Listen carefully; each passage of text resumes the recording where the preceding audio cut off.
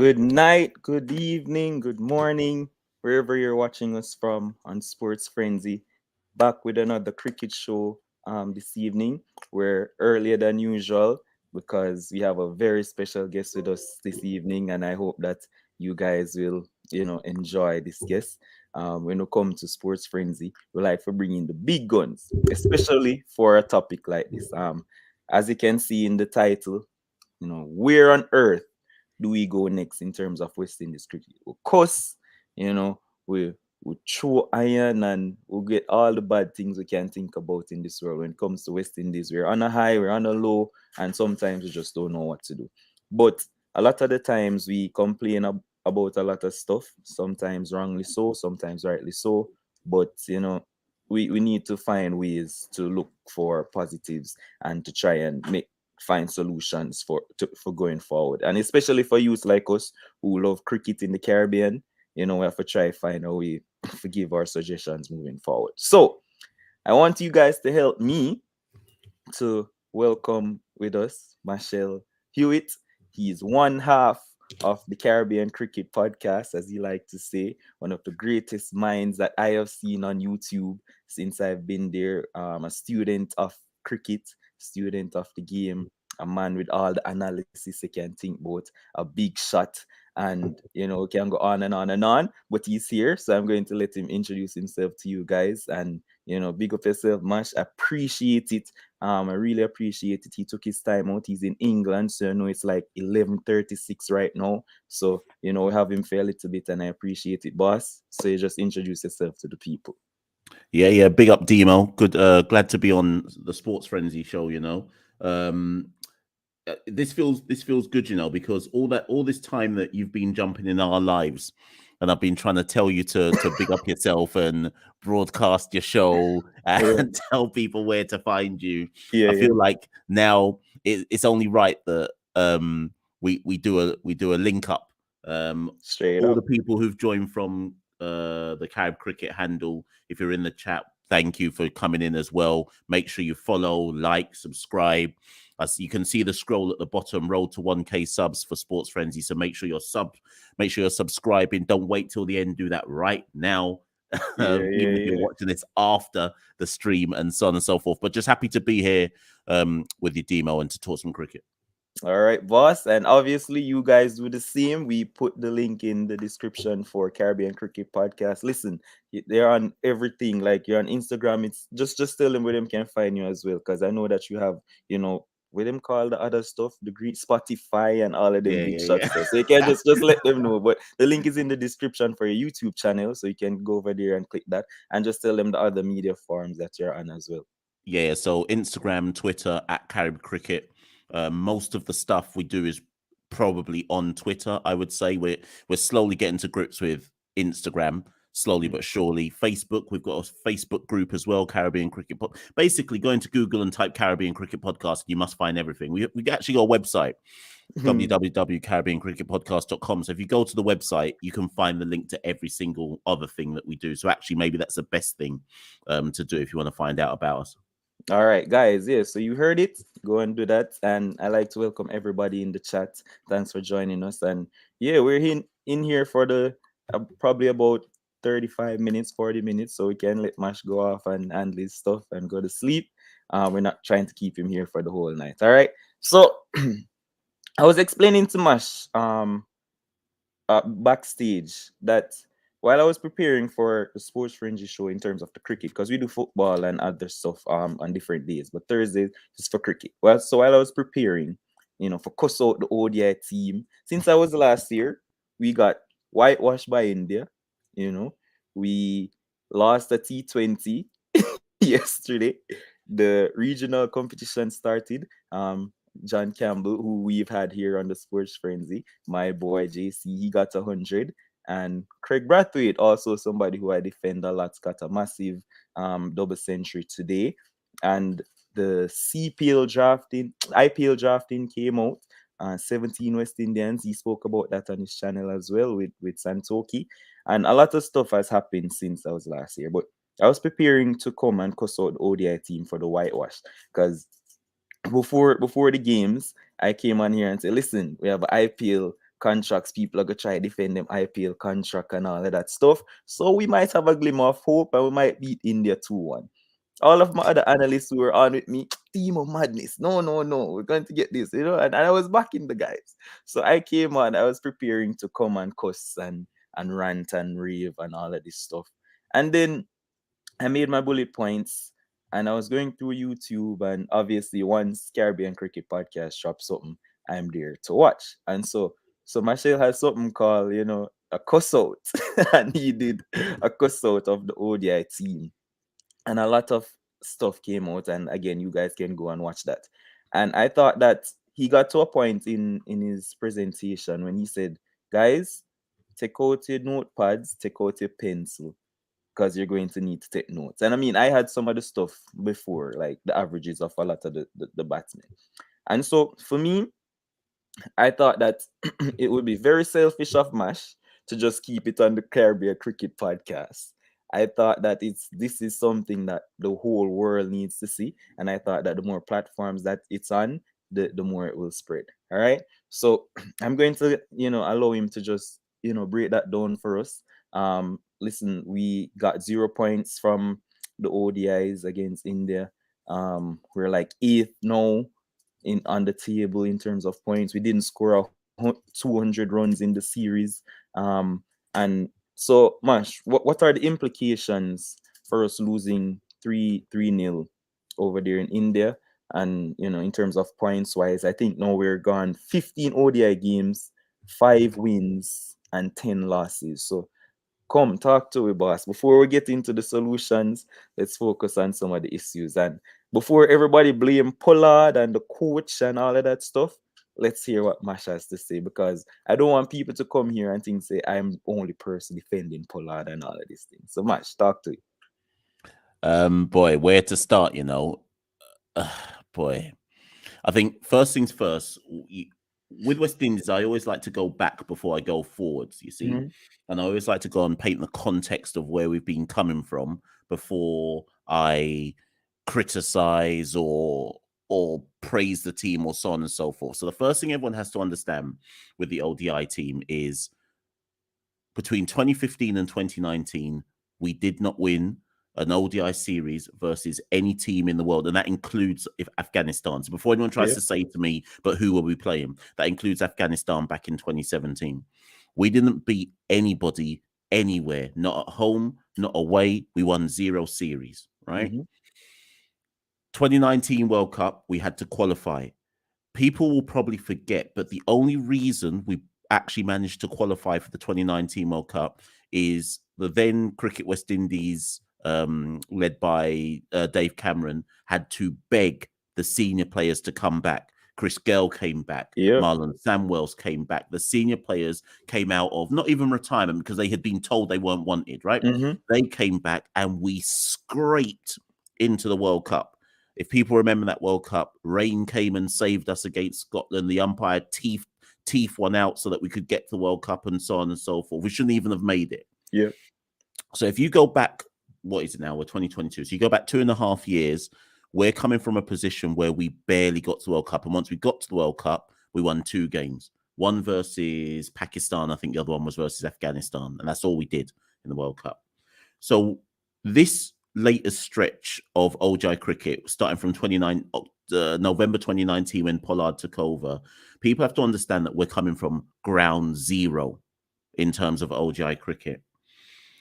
Up until about up until the pandemic, actually, I would say Pollard, Simmons, etc., the ODI team was revitalizing itself somewhat. Then the pandemic came. We had no domestic cricket going on in the Caribbean. Everyone knows the story by now.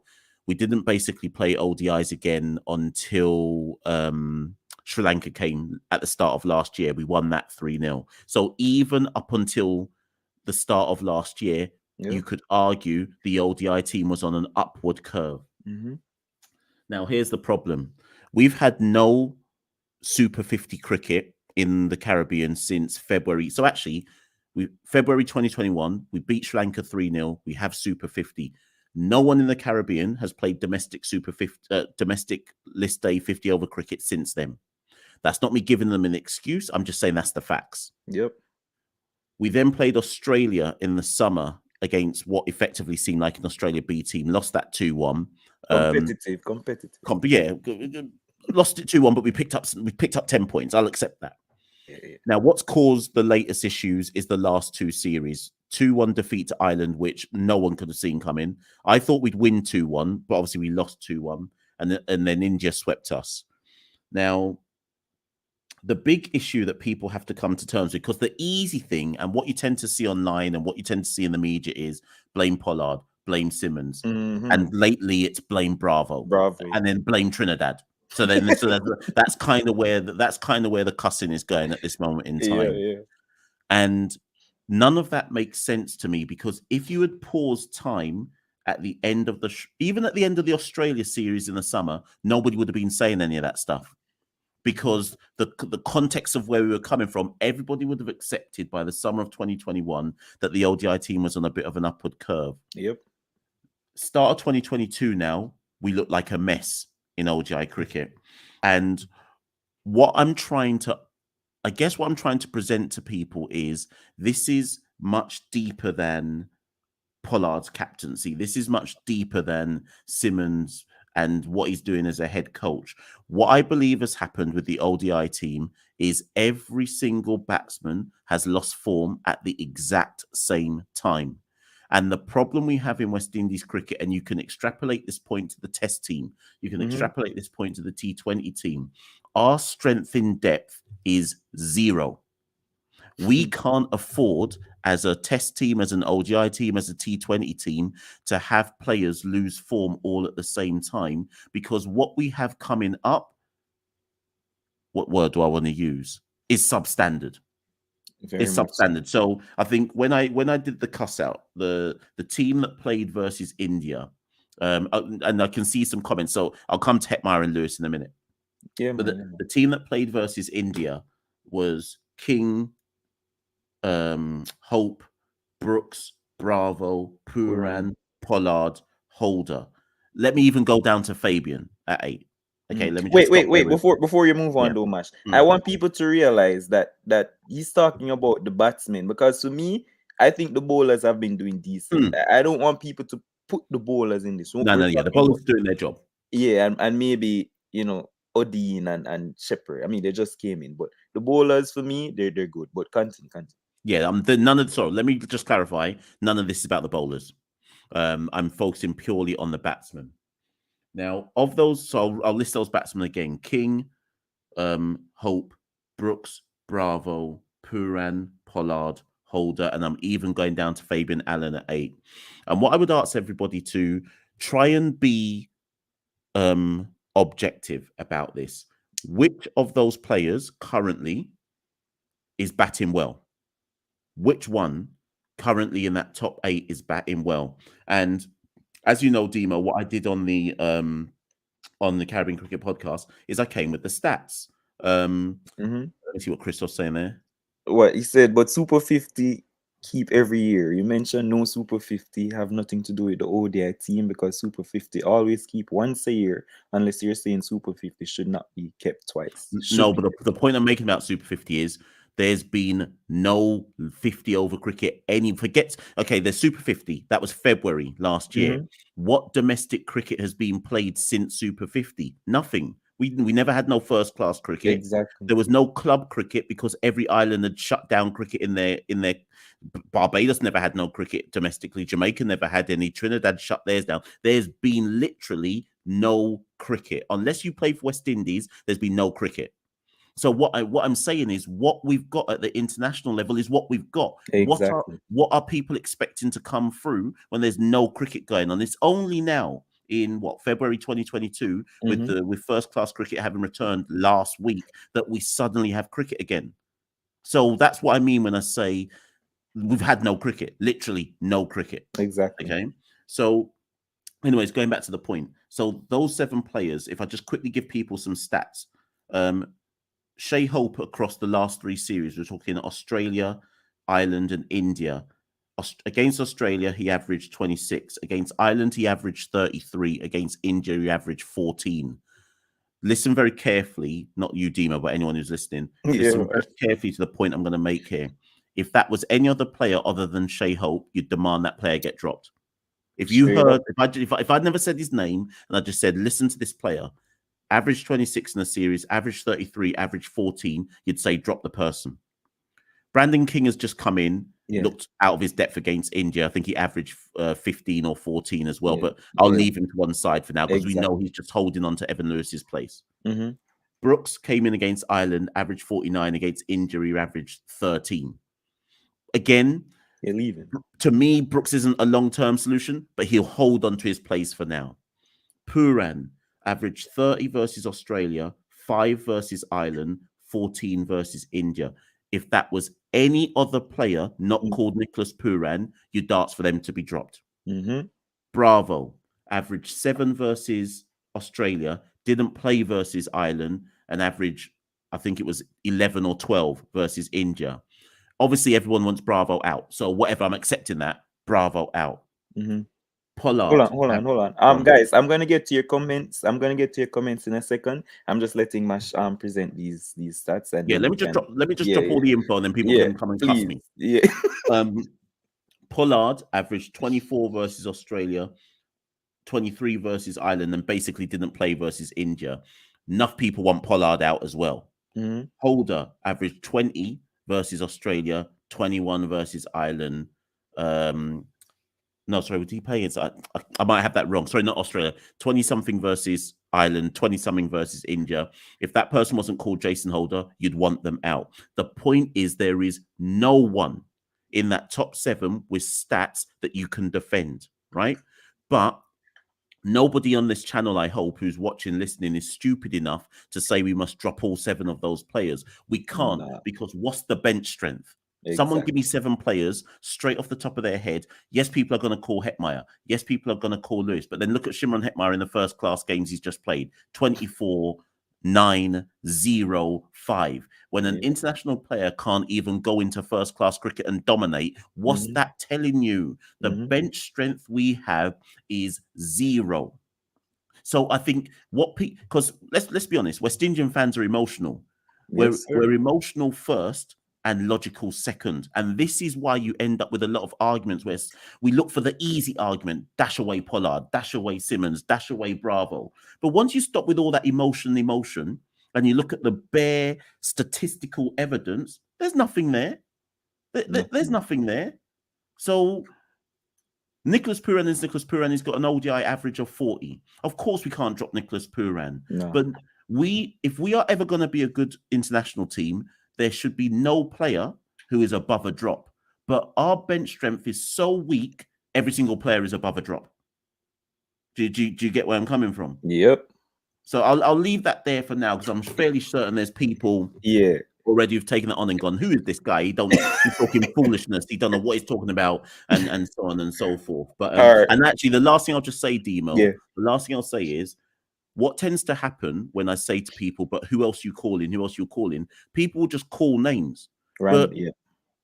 uh, okay, so bring up contacts point just very quickly. Yeah.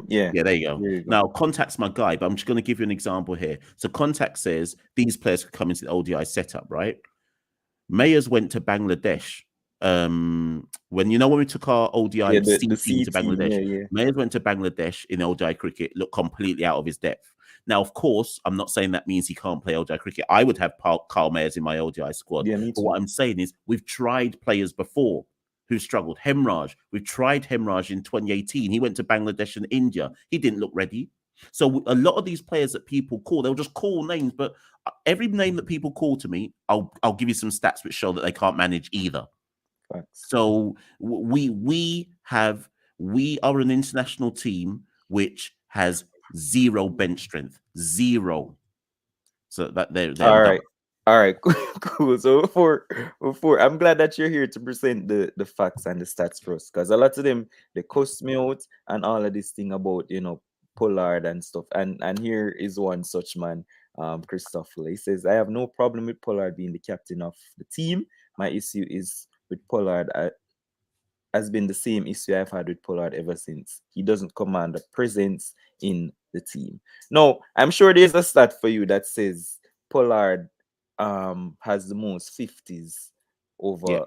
I didn't Yeah, even mention that. yeah, Yeah. please mention it for, because I don't want people to think that I'm here just coming up with these things. So just tell them what Pollard, the Pollard stat that you have. Across the last 3 ODI series that West Indies have played, Kyron Pollard has the most 50s in the team. All right, That so doesn't just mean his average is good. He has the most 50s in the team. But I there. think that's an inconvenient truth that people don't want to hear. And I hasten to add, he's got the most 50s and he hasn't played the most matches. There's players who've played more matches than him who don't have more 50s than him. Like I say, I just think for some people, Pollard's an easier target All than right. others. If Pollard had Jason Holder's character, Mm-hmm. I don't think people would come for him as much as they do. I think for some people, this is about Pollard's personality that they also don't like. This is what I've Exactly. always believed. Exactly. And I've been saying it for time on this channel, Mash. Because the man is so, I mean, prideful in what he does and in bossy. And I mean, I guess he doesn't, talk like Jason Holder in terms of being all eloquent and politically correct. A lot of people want to bash him down for that. And I mean, listen, the man is the best captain in the region. There's nobody right now can give me a captain. People are going to come and say, oh, Pura needs to captain the team and whatever. Fine. But Pollard is here until what, 2023? I Yeah. think that's when his contract was signed for, and he's grooming whoever the next captain is in to come. Let the man stay. I think he's the best captain in the region. And let him stay and do what he does. Anthony Henry saying exactly my point.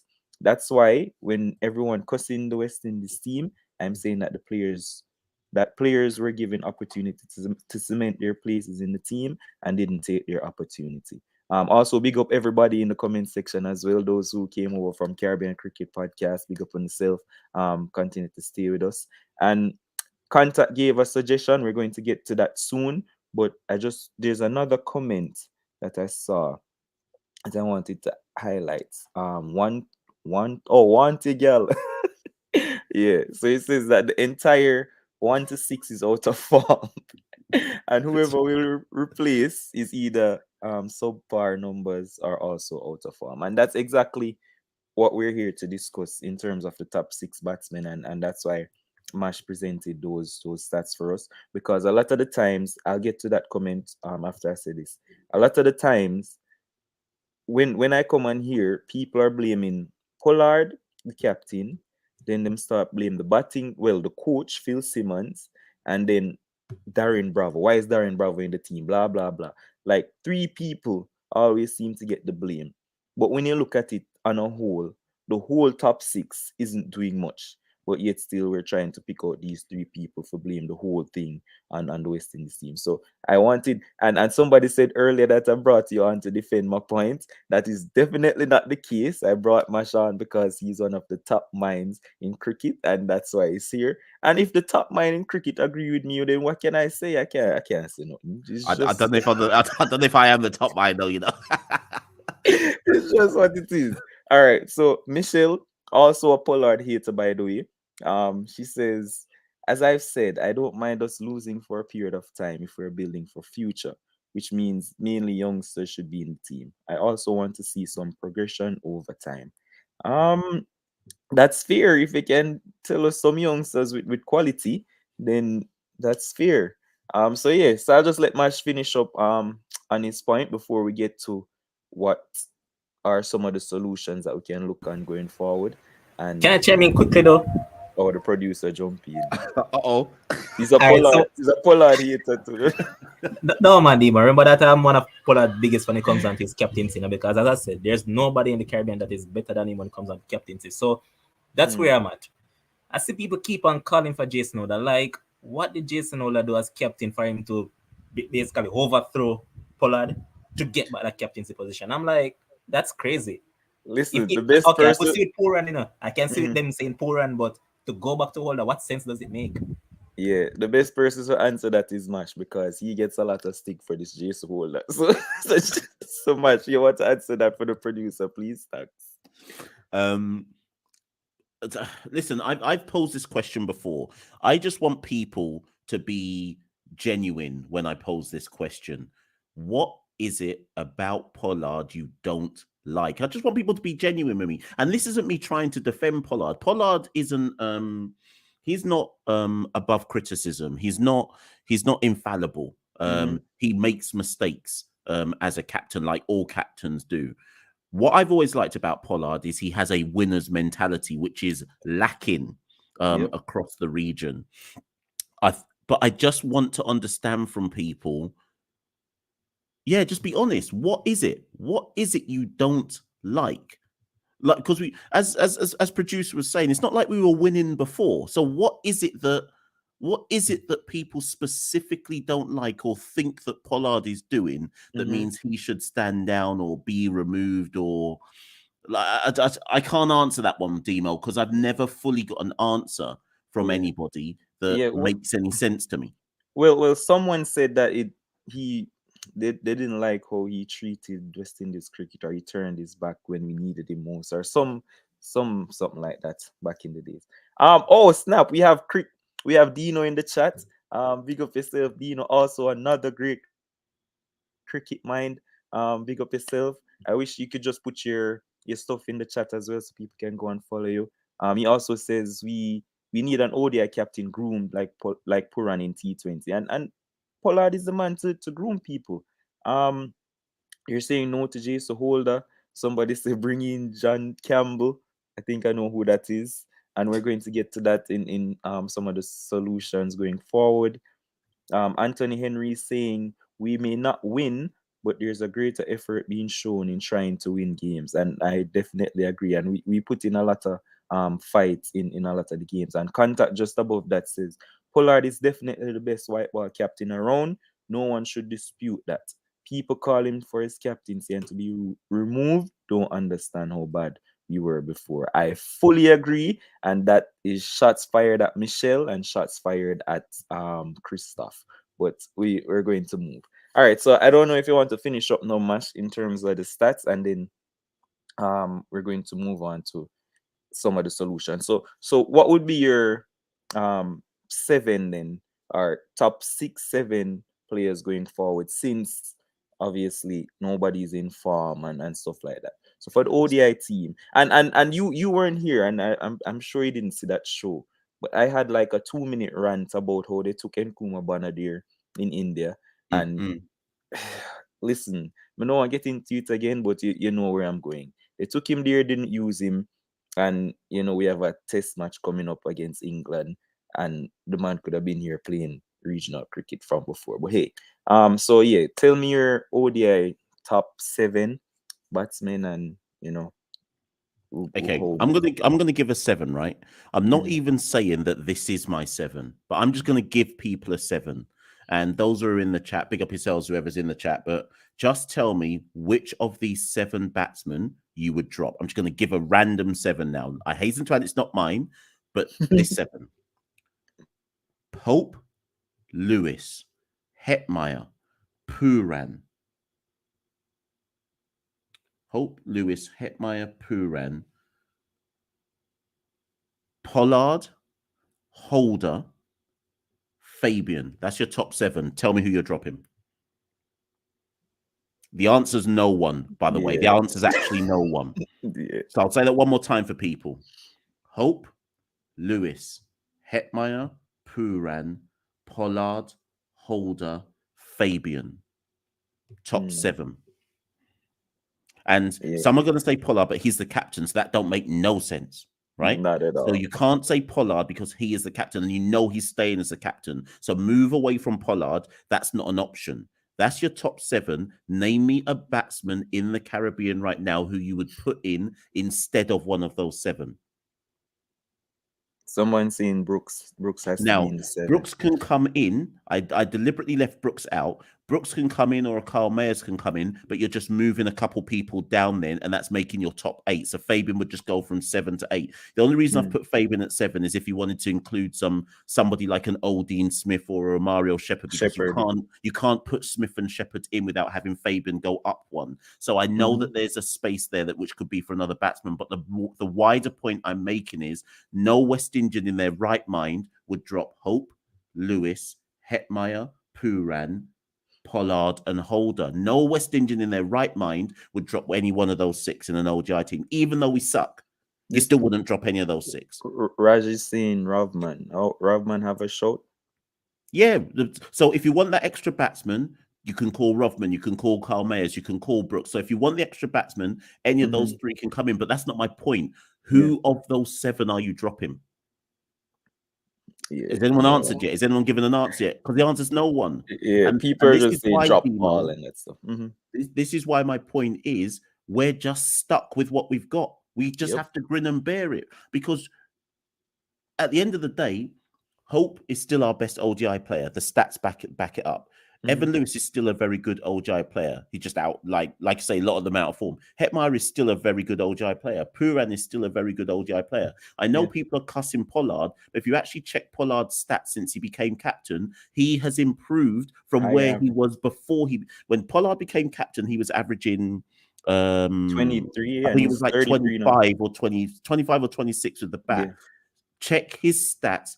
In fact, when people come on, I'm going to go check the stats and draw It's it again. 33. I told him Then, already. right. 33. His stats since he's become captain are way above what he was batting when he wasn't captain. So it don't make no sense to me to call Pollard's name. It don't make no sense. I gave people the stats at the beginning. In the last 3 series, he has more 50s than anyone else. So if you're going to drop him, what's the criteria you're dropping him for? It don't make no sense. Exactly.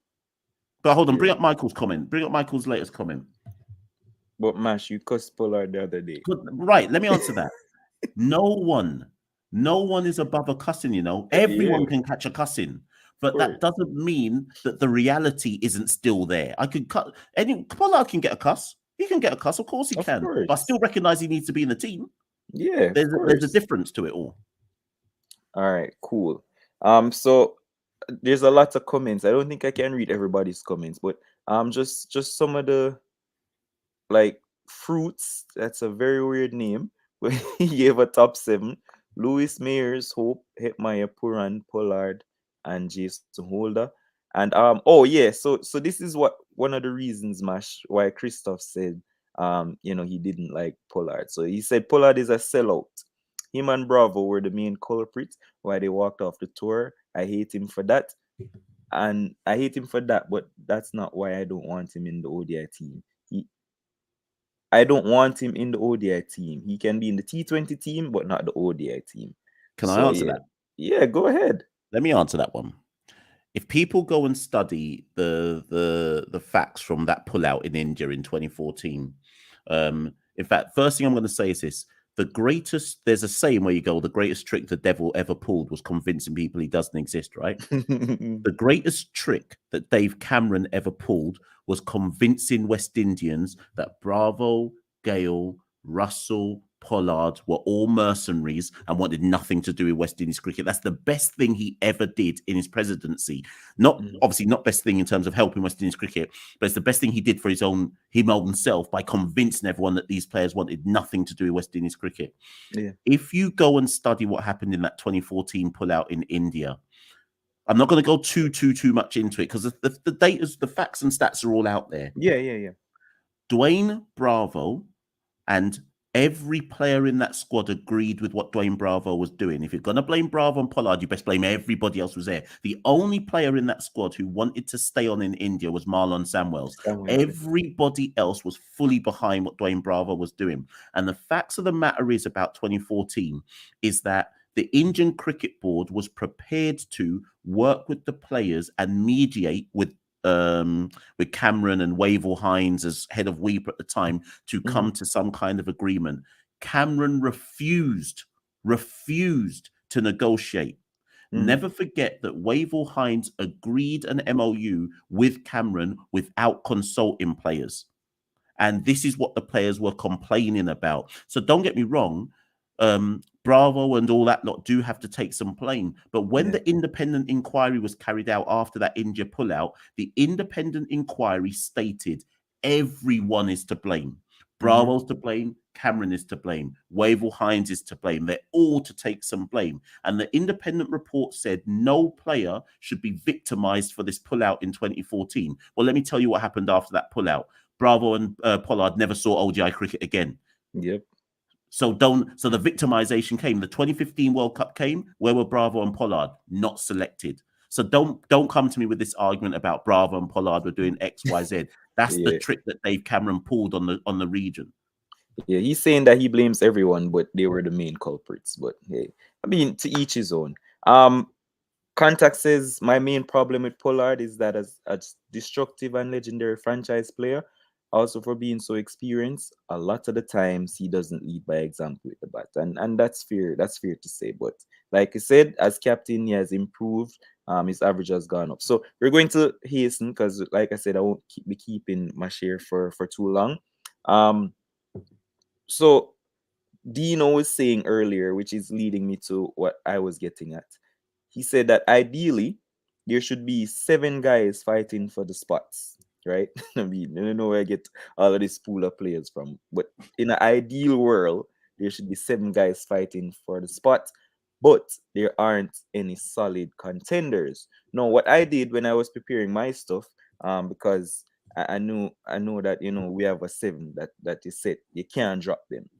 But I just picked because we're focusing, guys, for those who came in late, we're focusing on the top 6/7 batsmen because for me and for Mash, obviously, and probably a lot of West Indian fan, our bowlers are doing decent enough. Like we limit India to a little bit of runs the other day and all of that stuff. And I think that the bowlers are doing decent. So we're just focusing on the batsmen. So what I did, I gave like I just picked some names that I thought could be, in contention to challenge these guys. So we have the Brandon King, Rovman Powell, Nkrumah Bonner, who they tried just now, Hemraj, who can't seem to, pass the fitness test. We have Rutherford, Kyle Mears. I have Joshua De Silva, John Campbell, who mysteriously disappeared after his Ireland, masterclass. Devon Thomas. I'm squeezing Raheem Cornwall because everybody knows I'm a Raheem Cornwall fan. Reefer, and the last one is Jermaine Blackwood. Any of these guys, like out of the 12 I'm just called, you feel like can come and, fight for a place out of the team moving forward as we look to try and improve our batting. John Campbell, Devon Thomas, Blackwood, like guys who don't play right now. Do you want me to come in on that one? Yeah, you may ask. Okay, sorry. I thought you were asking the people in the chat. No, Do you know what I'm going to do first, Demo, because I think this is important, right? Before I agree with some, because I do agree with some of the names that you've said there, I want to read out a list to people. Okay, I'm going to read out a list of 10 players, and this will prove a very, very basic point. Jason Mohammed, Lendl Simmons, Jonathan Carter, Hetmeyer, Hemraj, Devon Thomas, Justin Graves, Shamar Brooks, Sunil Ambris. Wow. Right? I don't know if that was 10 in the end. What are those players? Those were the top West Indian run scorers in the last Super 50 we had. Right? The top West Indian. I'm going to read that list again. In fact, I missed out Evan. So I'm going to read this. These were the top run scorers in the last Super 50 we had a year ago. Jason Mohammed, Evan Lewis, Lendl Simmons, Jonathan Carter, Shimron Hetmeyer. This is in order, by the way. Chandrapal Hemraj, Devon Thomas, Justin Graves, Shamar Brooks, Sunil Ambris. Right? Now, of that list, let me explain. Mohammed tried and failed.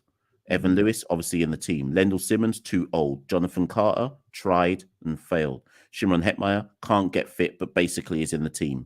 Hemraj, tried and failed. Devon Thomas got called up to the ODI side and people cussed about why he's there when I knew it was because of what he'd done in the Super 50. And he's now gone and played well in first class. So probably Devon does deserve some kind of call up.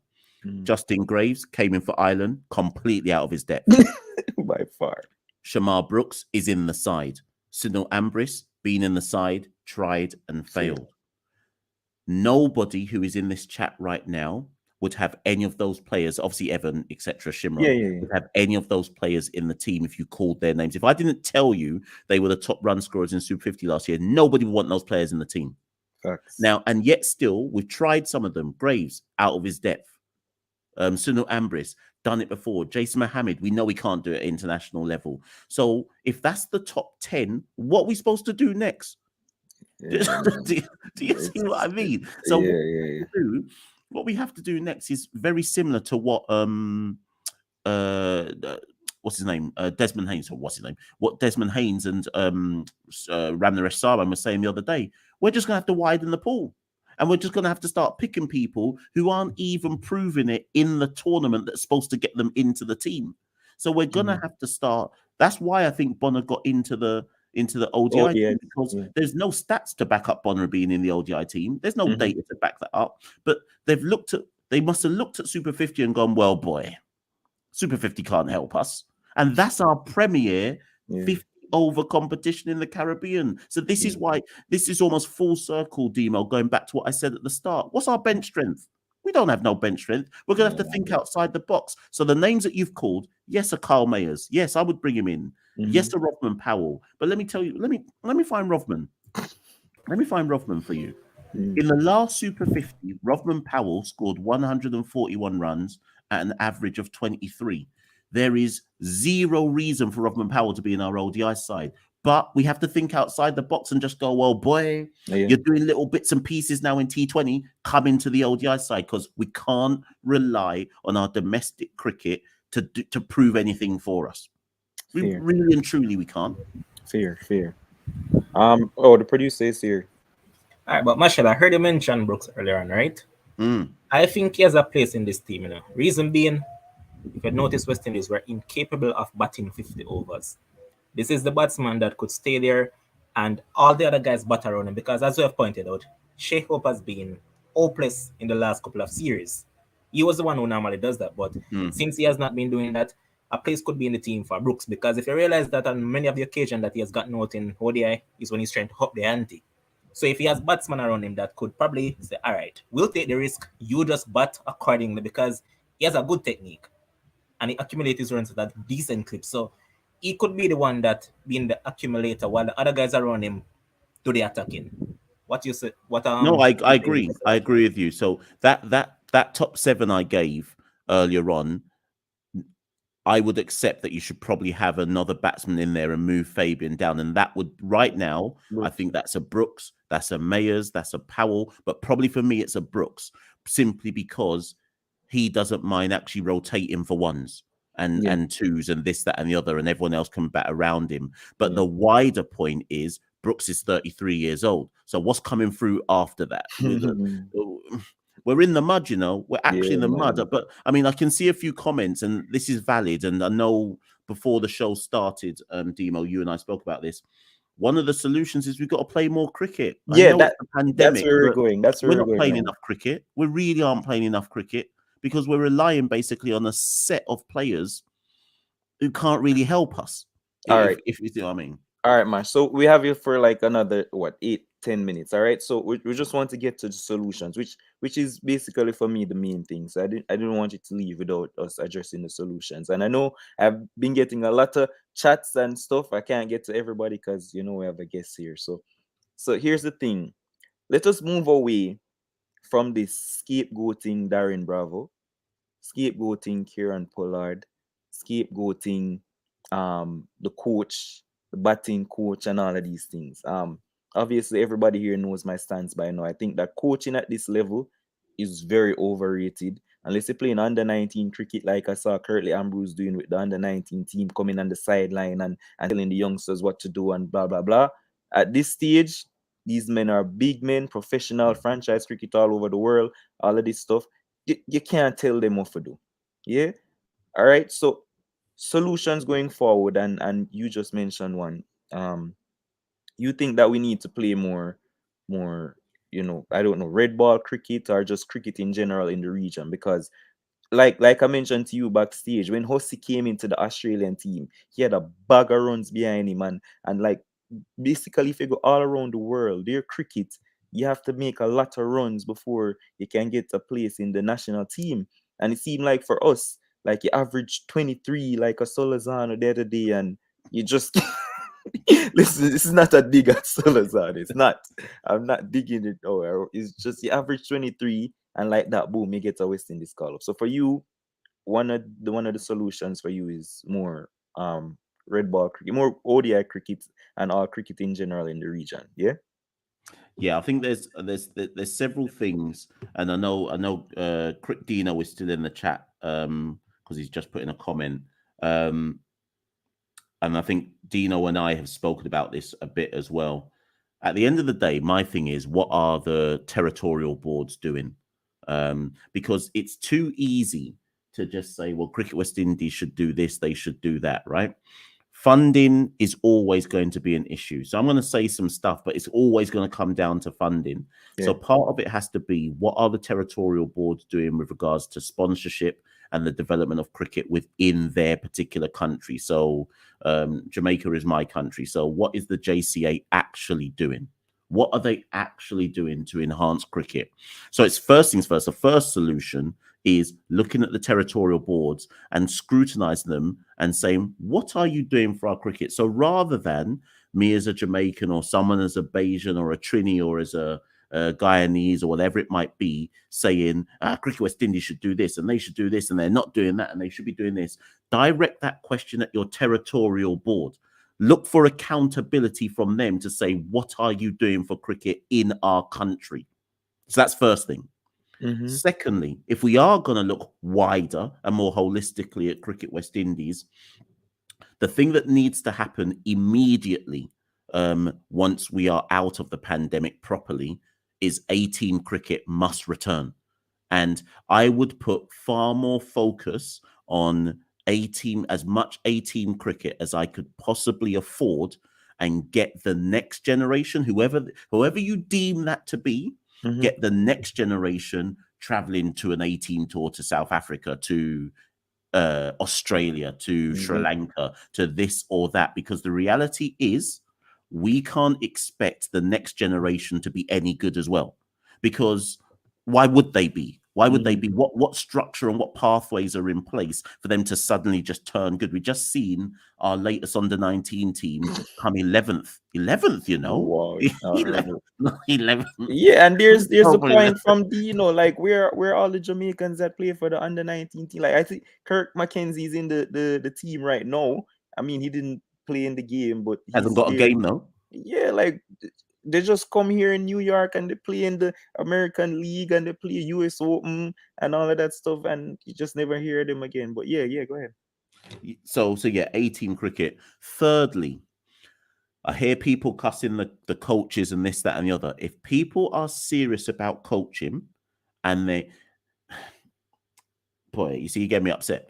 If people are serious about coaching, it's too late. It's too late to try and make the changes once they come to international cricket.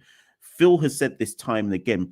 Stuart Law used to say it when he was the previous coach. Bennett King used to say it. John Dyson I'm picking the foreign coaches. John Dyson used to say it.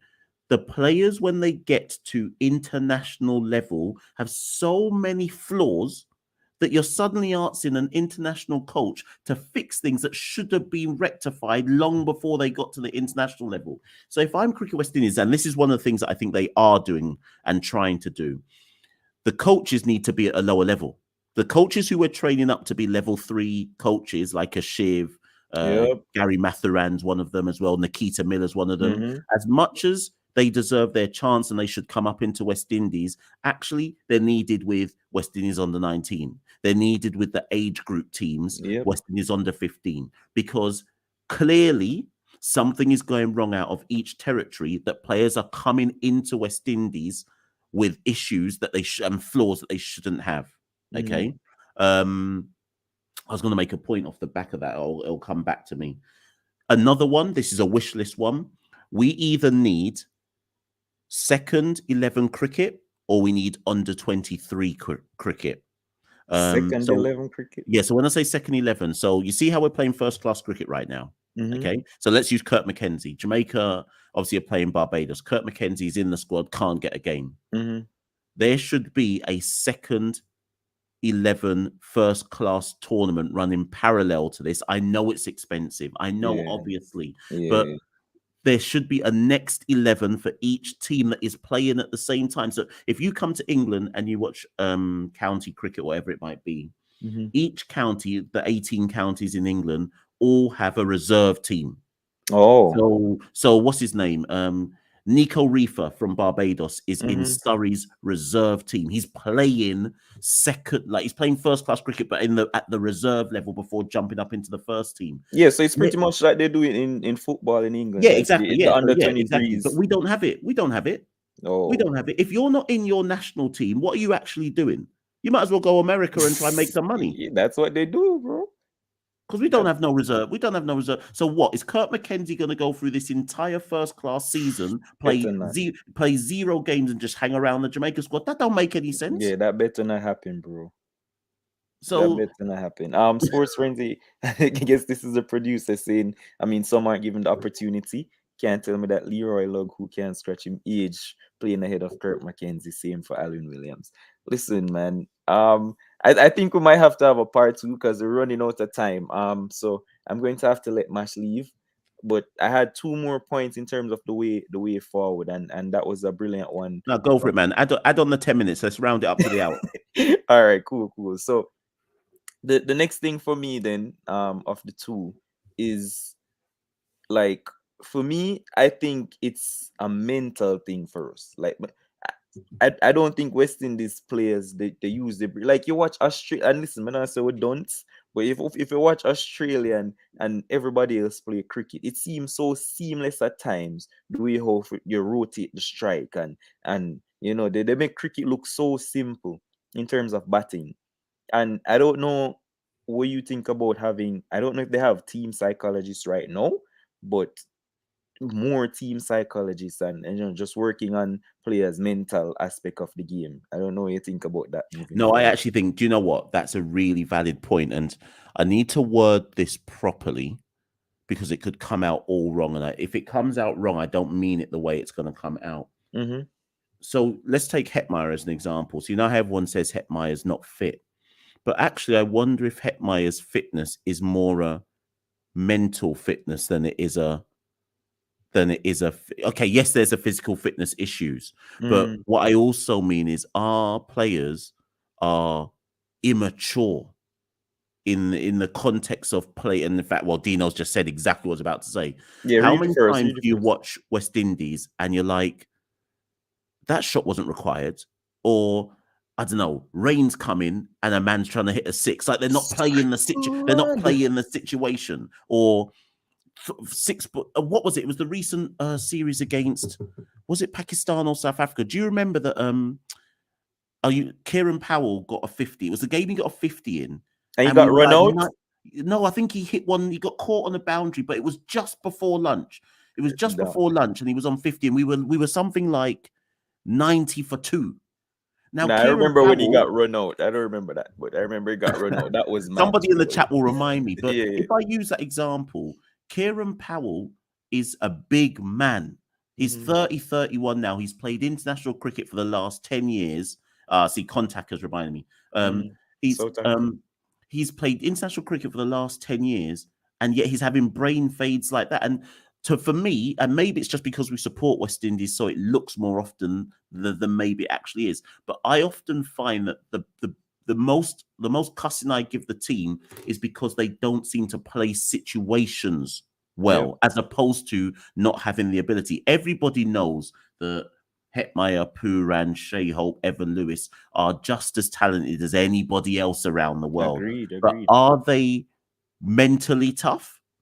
Yeah, I don't. I'm not convinced, and I don't know what the solution is. I don't know what I call it dunce cricket as well, but I do. I call it dunce cricket. Yeah, I think it is. I mean, at just the time, I don't know how much of that, I don't know. You play sports, right? I mean, I don't know if you play cricket for Wolmers or whatever, but I mean, I played sports, well, cricket for a long time, like ever since primary school. And the one thing my coaches always tell me is that winning is a habit. and so losing can become a habit. So a lot of the times you see West Indies in winning positions, and just because we don't have that mentality to win, we pluck defeat from the jaws of victory. You know what I mean? And we just collapse and all of that kind of stuff. All right. So the last thing, in terms of solution on my end, I don't know if you're going to have another one, is a camp of all our top players, well, all our top batsmen. I mean, probably a 30-man camp or whatever. And I mean, I know we had the high performance center back in the days, and I think Andre Fletcher said that worked wonders for him when they had the high performance center. So I don't know how we would do it if we would have our, like, 10 of the prospects coming through, join the camp, and then 20 of the top names in the region and whatever, and we have a camp for a couple of days. I mean, Yeah, similar to the big up best all of the the rest. Walmerians. Sorry, big up all the Walmerians in the house as well. Ajay caught the gist. Yes, I was there. Don't worry. Jeez, all right. Enough for that. Enough for that. Well, yeah. So I don't know what you think about a camp and going in terms of improving and making us go forward.